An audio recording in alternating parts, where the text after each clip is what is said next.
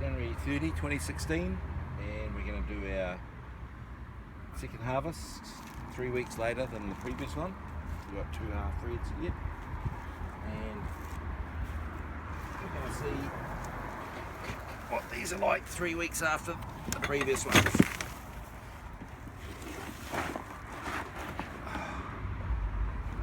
So, with our drainage on the bottom, which we'll take off. That seemed to work pretty well, draining everything. For next year, and we can see already there are many potatoes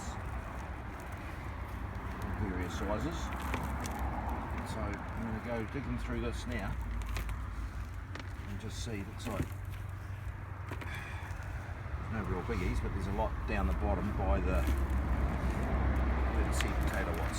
We'll come back and have a look at the rest later.